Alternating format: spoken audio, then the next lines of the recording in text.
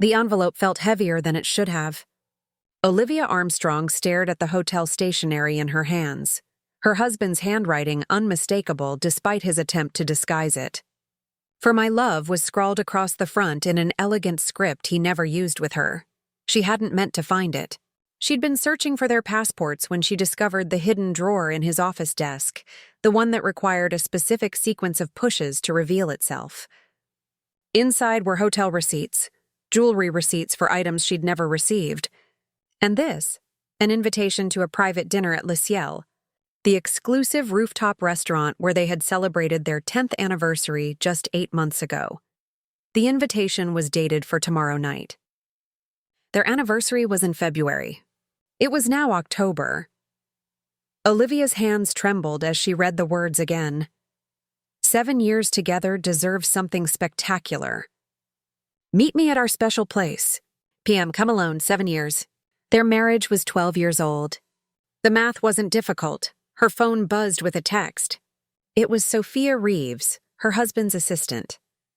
"Hey, just confirming Daniel's business dinner is all set for tomorrow night. The client's favorite champagne will be there as requested."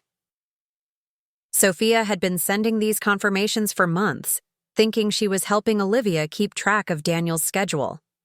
She had no idea she was actually documenting his infidelity. Olivia stared at the message, then back at the invitation. She knew exactly who the client was. What she didn't know, until this moment, was what she was going to do about it. She picked up her phone and dialed a number she'd saved weeks ago, but never had the courage to call.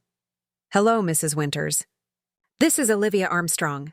I believe we have something important to discuss about your daughter, Eliza." 1 month earlier, the first sign had been subtle, a change in Daniel's cologne. For 12 years he'd worn the same scent, a gift from Olivia on their honeymoon. Then suddenly, 3 months ago, he'd switched to something woodier, more expensive. "Just trying something new," he'd said when she'd asked about it. "Don't you like it?" She'd nodded, but the question lingered. Why now? Why after all these years of tradition? Daniel Armstrong was a creature of habit. He ate the same breakfast every morning, 2 eggs over easy, wheat toast, black coffee. He wore suits in varying shades of navy and gray. He worked long hours at his investment firm and came home with just enough energy to kiss Olivia on the cheek before retreating to his home office. That had been their rhythm for years. Not perfect, but familiar. Comfortable, even. Until it wasn't. The cologne was just the beginning.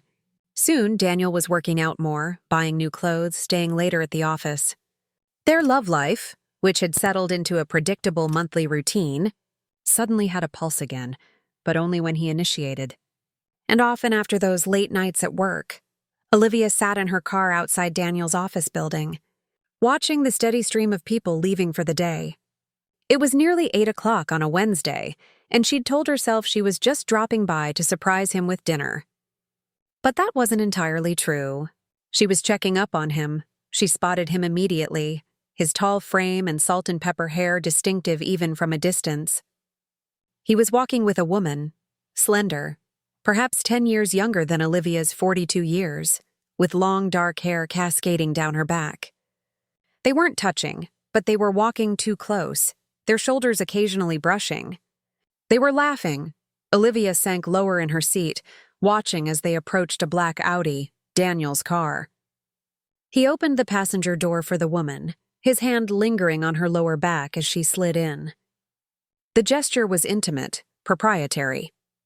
Daniel walked around to the driver's side, and as he did, Olivia got her first clear look at the woman's face. She was beautiful in that effortless way that made Olivia instantly conscious of her own fading youth. The fine lines around her eyes, the gray roots she was overdue to color. She waited until they drove away before starting her own car. She didn't follow them. She didn't need to. The evidence was mounting, and her heart knew what her mind was still trying to deny. The next morning, Olivia called in sick to the architectural firm where she worked as a project manager. Instead of going to the office, she sat at her kitchen table with her laptop, searching for information on Daniel's beautiful companion. It didn't take long. The woman's name was Eliza Winters. She was 33, a marketing executive who had joined Daniel's firm 8 months ago. Her LinkedIn profile showed her professional accomplishments, impressive for someone her age. Her Instagram, public and frequently updated, showed a life of fitness classes, wine tastings, and art gallery openings. And there, buried among the hundreds of photos, was one that made Olivia's stomach clench. Daniel, at what appeared to be a company holiday party, his arm casually draped across Eliza's shoulders. His smile was different, wider, more genuine than the one he offered at home. Olivia closed her laptop, feeling sick. She'd hoped she was being paranoid, that there was a reasonable explanation for the changes in Daniel. But this was exactly what she had feared. For days she said nothing, gathering more evidence. A credit card statement with charges for restaurants they'd never been to together. Phone records showing text messages at odd hours. A receipt for a weekend at a bed and breakfast 2 hours away during what was supposed to be a business trip to Chicago. She hired a private investigator, a former colleague's brother who specialized in infidelity cases. Within a week, he delivered a folder with photos. Daniel and Eliza entering a hotel, leaving a restaurant with their hands intertwined, kissing in his car. 7 years, the investigator told her. Based on their conversations that my associate overheard, they've been seeing each other for 7 years. On and off at first, but steadily for the past 3. 7 years. More than half their marriage. Olivia thanked the investigator, wrote him a check, and sat in her car for an hour afterward, unable to drive, unable to think beyond the crushing weight of betrayal pressing against her chest. When she finally returned home, Daniel was waiting, concern etched on his face. "Where have you been?" "I've been calling for hours." Olivia looked at her husband, this stranger she'd shared her life with, and made a decision. "I was meeting with a client," she lied smoothly. "My phone died. I'm sorry I worried you." He seemed to accept this, kissing her forehead before returning to his office. And in that moment, Olivia realized something that surprised her. She could lie too. She could pretend, just as Daniel had been pretending for years. And maybe, just maybe, that was her way forward. Over the next few weeks, Olivia became a student of her husband's deception. She noted his patterns, the nights he claimed to work late, always Tuesdays and Thursdays. The weekends he said were for client meetings or golf with colleagues. She tracked Eliza's movements through social media, noting how her posts never revealed her true whereabouts when she was with Daniel. They were careful, methodical in their affair. But Olivia was now watching with clear eyes. What surprised her most was her own calm. The initial shock had given way not to blind rage but to a cold, calculating focus. Daniel had taken 7 years from their marriage. She would not allow him to take her dignity as well. Through her research, Olivia discovered that Eliza's parents lived just 2 hours away. The Winters were prominent in their community. Her father, a retired judge, her mother, the head of a charitable foundation. Their daughter's affair with a married man would be particularly mortifying in their social circles. This information settled into Olivia's consciousness, not as an immediate plan, but as a possibility. A card she might play when the time was right. That time came sooner than expected. With the discovery of the hidden drawer and the invitation, Olivia placed the phone call to Mrs. Winters from her car, parked outside the coffee shop where she'd arranged to meet the woman. She watched as an elegant silver-haired lady in a camel coat stepped out of a Lincoln Navigator and scanned the sidewalk with apprehensive eyes. "Mrs. Winters," Olivia called, approaching her with an outstretched hand. "Thank you for coming." Margaret Winters took her hand hesitantly. "You said this was about Eliza? Is she all right?" "She's fine," Olivia assured her. "Let's get coffee." Once seated with steaming cups between them, Olivia took a deep breath. "Mrs. Winters, what I'm about to tell you will be difficult to hear, but I believe you deserve to know. Your daughter has been having an affair with my husband for the past 7 years. Margaret's face drained of color. That's not possible. Eliza wouldn't— I have proof, Olivia said quietly, sliding a manila envelope across the table. Photos, hotel receipts, text messages. I'm not here to hurt your daughter, Mrs. Winters. I'm here because tomorrow night, my husband is planning a romantic surprise for Eliza at Le Ciel restaurant to celebrate their 7 years together. 7 years during which I thought I was in a faithful marriage. Margaret's hands trembled as she opened the envelope, her eyes widening at each damning photograph. When she looked up, tears were streaming down her face. Why are you telling me this? Olivia leaned forward. Because I'm inviting you and your husband to join us tomorrow night. What? Daniel doesn't know that I know. Eliza doesn't know that I know. They'll both be there at 8 p.m. expecting a romantic evening. I think it would be illuminating for all of us to be present, don't you? Margaret stared at her, shock warring with something else. Anger, perhaps, or a mother's protective instinct. You want us to ambush them? Olivia shook her head. I want the truth to finally have its moment. 7 years, Mrs. Winters. That's how long they've been lying to us. Don't you think it's time for honesty? For a long moment, Margaret was silent. Then she reached for her phone. I need to call my husband. Judge Robert Winters met them at the coffee shop 30 minutes later, his imposing frame and stern countenance making several patrons glance up nervously as he entered. He reviewed the evidence in silence, his jaw tightening with each revelation. When he finally spoke, his voice was controlled but edged with fury. What exactly are you proposing, Mrs. Armstrong? Tomorrow night at Le Ciel. You arrive at 7:45 and ask to be seated at the Armstrong table. I'll arrive at 8:00. Daniel and Eliza will likely arrive separately to avoid suspicion. He'll be there first to set up his surprise. We'll all be waiting when Eliza arrives. And then what? Margaret asked, her voice small. Olivia met her gaze steadily. Then we all get what we deserve, the truth. Judge Winters folded his hands on the table. You understand this will devastate our daughter. Your daughter has been sleeping with my husband for 7 years, Olivia replied evenly. My devastation has already happened. This isn't about revenge, Judge Winters. This is about accountability.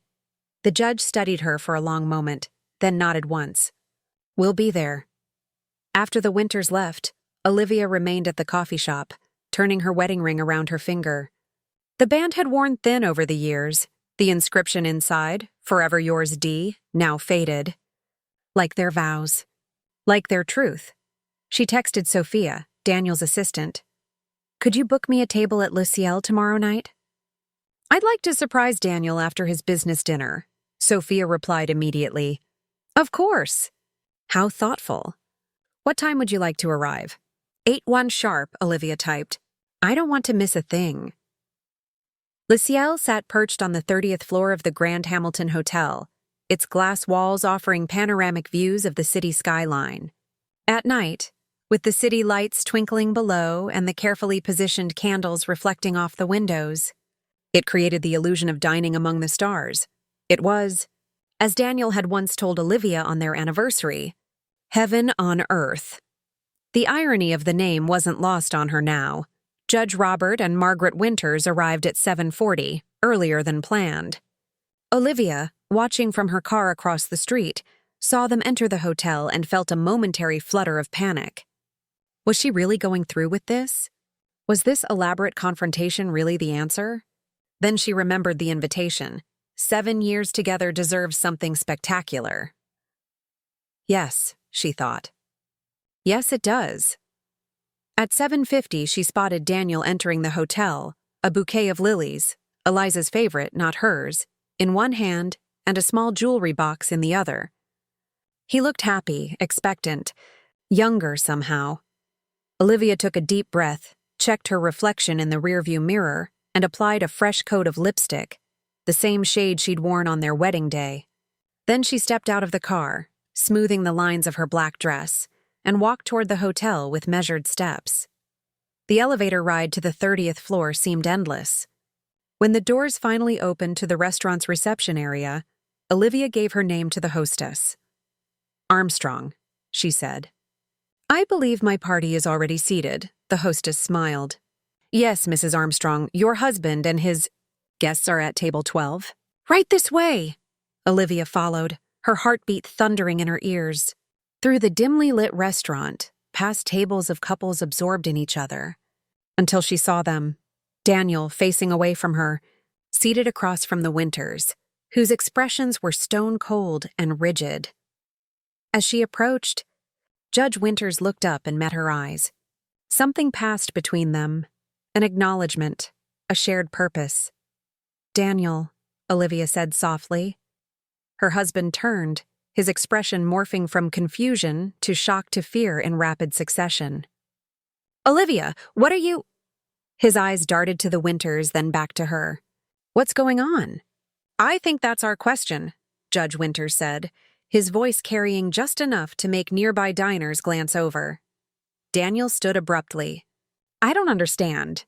"This is a business dinner with clients, yes," Olivia finished for him. "That's what you told me. That's what you've been telling me for years." She gestured to the chair beside him. "May I?" Dumbfounded, Daniel nodded, sinking back into his own seat as Olivia sat beside him. "Robert and Margaret Winters," she continued, gesturing to the couple across from them. "Eliza's parents. I thought it was time we all met, considering how long you've been in their daughter's life." The color drained from Daniel's face. "Olivia, this is a misunderstanding." 7 years is quite a long misunderstanding, Judge Winters cut in, his voice glacial. "Almost as long as you've been misleading my daughter." Daniel's head snapped toward him. "Misleading her?" You told her your marriage was essentially over," Margaret said, her hands clasped tightly on the table. "That you were staying with Olivia out of obligation, but that your heart belonged to Eliza. Wasn't that it?" Daniel's mouth opened and closed, but no words came out. "Is that true, Daniel?" Olivia asked, her voice surprisingly steady. "Have you been planning to leave me all this time?" Before he could answer, a commotion at the restaurant entrance drew their attention. Eliza Winters, resplendent in a red dress that hugged her curves, was arguing with the hostess. "I don't understand," they heard her say. "I'm meeting someone here. The reservation should be under Armstrong." "Yes, miss," the hostess replied. "The Armstrong party is already seated. I'll show you." Eliza followed the hostess's gesture and froze when she saw the tableau at table 12, her lover, his wife, and her parents all staring at her. For a moment, no one moved. Then Eliza approached the table slowly, her face a mask of confusion and dawning horror. "Mom? Dad? What are you doing here?" Her eyes darted to Daniel, then to Olivia. "What is this?" "That seems to be the question of the hour," Olivia replied calmly. "Please join us, Eliza. Daniel was just about to explain how he's been lying to all of us." Eliza remained standing, her hands clutching her purse like a shield. "I don't understand." "Sit down, Eliza," her father commanded, using the voice that had once silenced courtrooms. Reluctantly, Eliza took the empty chair beside her mother, as far from Daniel as the round table allowed. "Did you know Daniel was planning to surprise you tonight?" Olivia asked her. "To celebrate your 7 years together?" Eliza's eyes widened, darting to Daniel, who sat rigid with shock. "I found the invitation," Olivia continued, removing it from her purse and placing it on the table, "along with receipts for jewelry I never received, hotel rooms I never stayed in, and weekends away that were supposedly business trips." She turned to Daniel. "You got sloppy, dear." "Olivia," Daniel finally managed, his voice hoarse. "This isn't the place." "No," she agreed. "The place would have been at home, years ago, when you first decided our marriage wasn't enough for you. The place would have been in a therapist's office, or even in a lawyer's office if you wanted to end things. Not in hotel rooms across the city with a woman half my age." "That's not fair," Eliza interjected, color rising in her cheeks. "I'm not some homewrecker. Daniel and I, we love each other. He was going to leave you." "Eliza!" Margaret gasped. "It's true," Eliza insisted, tears welling in her eyes. "Tell them, Daniel. Tell them how we've been planning our future." All eyes turned to Daniel, who looked trapped, sweat beading on his forehead despite the restaurant's cool temperature. "Daniel has been planning a lot of things," Olivia said into the silence, "but leaving me wasn't one of them. Were you, Daniel?" He stared at the table, unable to meet anyone's eyes. "He told me he was waiting for the right time," Eliza said, her voice small. After your promotion at work. After the holidays. Always after something. And you believed him, Judge Winter said. Not a question, but a statement heavy with disappointment. Why wouldn't I? Eliza demanded. He loves me. He's proven it 1,000 ways. Has he? Olivia asked. Or has he given you just enough to keep you waiting? Jewelry, weekends away, promises of someday? She leaned forward. Tell me, Eliza, in 7 years, has he ever taken you to a family event? Introduced you to his friends? Made any concrete plans for this future he's promised you? Eliza's silence was answer enough. You deserve better than being someone's secret, Olivia told her, surprising herself with the sincerity in her voice. We both do. Daniel finally looked up, his eyes moving from Eliza to Olivia. I never meant to hurt anyone. A laugh escaped Olivia, harsh and bitter. That's the most predictable thing you've said all night. What did you expect would happen? Judge Winters demanded. That this would all end neatly? That no one would get hurt? I don't know, Daniel admitted, shoulders slumping. I didn't think that far ahead. It just happened and then I couldn't stop it. For 7 years you couldn't stop it? Margaret's voice was sharp with disdain. Do you have any idea what you've done to our daughter? The years she's wasted waiting for you? Mom, please, Eliza whispered, tears streaming down her face. This isn't helping. What would help, Eliza? Olivia asked gently. What would make this right for you? Eliza stared at her, bewildered by the question. I don't know. Neither do I, Olivia admitted. I've been trying to figure that out since I learned about you. About this. She gestured between Daniel and Eliza. At first, I wanted revenge. I wanted to hurt him as much as he hurt me. She looked at Daniel. That's why I arranged this tonight. To humiliate you. To make you face what you've done. Daniel nodded slowly. I deserve that. Yes, you do, Olivia agreed. But sitting here now, I realize something else is true. She took a deep breath. This isn't just about what you deserve, Daniel. It's about what I deserve. What Eliza deserves. She turned to Eliza. And neither of us deserves to spend another minute with a man who could lie so completely, for so long, to the people he claimed to love. A waiter approached their table, oblivious to the tension. Would you like to order, or shall I give you a few more minutes? Judge Winters waved him away. We won't be dining here tonight. The waiter withdrew, and an uncomfortable silence fell over the table. Finally, Daniel spoke. What happens now? Olivia reached into her purse and removed a folder, sliding it across the table to him. Divorce papers. I had them drawn up last week. You'll find the terms quite generous, considering the circumstances. Daniel stared at the folder but didn't touch it. Just like that? No, Olivia corrected him. Not just like that. After 12 years of marriage. After 7 years of betrayal. After weeks of me trying to decide if there was anything left worth saving.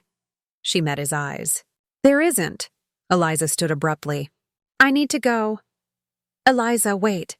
Daniel reached for her hand, but she pulled away. Don't, she said, her voice breaking.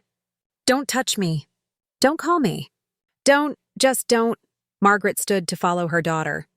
Robert, I'm taking Eliza home. Judge Winters nodded, then fixed Daniel with a cold stare. Mr. Armstrong, I've sentenced men for crimes far less harmful than what you've done to these women. Remember that. With that, he rose and followed his wife and daughter out of the restaurant, leaving Olivia and Daniel alone at the table. Daniel stared at the divorce papers, then at the jewelry box he'd brought for Eliza. I never thought it would end like this. How did you think it would end? Olivia asked, genuinely curious. What was your plan? He shook his head. I didn't have one. That's the problem. I just kept going, day by day, telling myself I'd figure it out eventually. Well, Olivia said, standing and gathering her purse. Now you don't have to. Olivia, Daniel called as she turned to leave. I did love you. I still do in my way. She looked back at him, this man she'd shared her life with, and felt something shift inside her. The last piece of her heart that had been holding on to hope finally letting go. Your way wasn't enough, she said simply, and walked away. 6 months later. Olivia stood at the entrance to Le Ciel, gazing out at the city lights below. She hadn't been back since that night, but when her firm landed the contract to design the restaurant's expansion, she knew she would have to face it eventually. "Ms. Armstrong?" The hostess approached her. "Your table is ready whenever you are," Olivia smiled. "Thank you. I'm actually waiting for someone." As if on cue, the elevator doors opened and Eliza Winters stepped out. She looked different, her hair shorter, her face more angular, as if the past months had carved away some softness. Their eyes met, and for a moment, Olivia thought Eliza might turn around and leave. Instead, she approached, her steps hesitant but determined. "Thank you for meeting me," Olivia said. Eliza nodded. "Your email was unexpected. So is life sometimes," Olivia replied. "Shall we?" They followed the hostess to a table by the window, far from the spot where their lives had collided 6 months earlier. After ordering drinks, wine for Olivia, sparkling water for Eliza, they sat in silence, the weight of their shared history between them. "How have you been?" Olivia finally asked. Eliza gave a small laugh. "Honestly? Terrible, then slightly less terrible than surviving. You?" "About the same. The divorce was finalized last month, I heard. My mother keeps tabs on these things." Another silence fell, more comfortable than the first. "Why did you want to meet?" Eliza asked eventually. "After everything?" "Because we're the only two people who truly understand what happened," Olivia said. "And because I wanted to tell you something in person." She took a deep breath. "I don't blame you, Eliza, not anymore." Eliza's eyes widened. "You should. I knew he was married. I knew what we were doing was wrong." "Yes, you did," Olivia agreed. "And so did Daniel. He was the one who made vows to me, not you." "Did you behave ethically?" "No, but neither did I when I set up that ambush. That was—" Eliza shook her head. "Actually, as horrible as it was probably what I needed. A wake-up call. For all of us," Olivia said. "Have you spoken to him since?" Eliza nodded. "He called. Many times. Came to my apartment once. Sent flowers." She twisted her napkin in her hands. "I almost went back to him. Almost. What stopped you?" "My father, actually. He said something that stuck with me. He said, 'The way a man treats his wife is the way he'll eventually treat you.' And I realized Daniel had been lying to you our entire relationship." "Why would he suddenly become honest with me?" Olivia nodded, feeling a surprising kinship with this woman she had once hated. "What now? For you, I mean." "I took a job in San Francisco," Eliza said. "I leave next week. Fresh start, new city, no reminders." She glanced around the restaurant.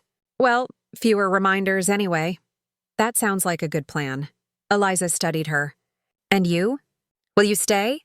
Olivia considered the question. "For now. My work is here, my friends. My life." She smiled slightly. "Though I have been thinking about getting a cat." This earned a genuine laugh from Eliza. "Revenge via pet hair on the furniture he no longer owns." "I like it." Their drinks arrived and Olivia raised her glass. "To new beginnings." Eliza hesitated, then clinked her glass against Olivia's. "To lessons learned the hard way." They talked for another hour, about their careers, their families, their plans for the future. Not once did they mention Daniel, though his absence hung between them like a ghost, gradually fading as the evening progressed.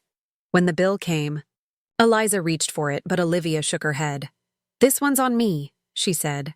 "Consider it a going-away present." "Thank you," Eliza said, gathering her purse. "For tonight and for, well, not hating me, I guess." "Hating you would mean giving Daniel more power over my life," Olivia replied. "And I'm done with that." They walked to the elevator together, a strange symmetry to their departure. "You know," Eliza said as they waited, "my mother wants me to call you occasionally." "To let you know how I'm doing," Olivia raised an eyebrow. "Margaret Winters, champion of the woman her daughter had an affair with?" "That's unexpected. She says we're both survivors of the same shipwreck." "Her words, not mine." The elevator arrived with a soft chime. "Your mother's not wrong," Olivia said. And yes, you can call. If you want to.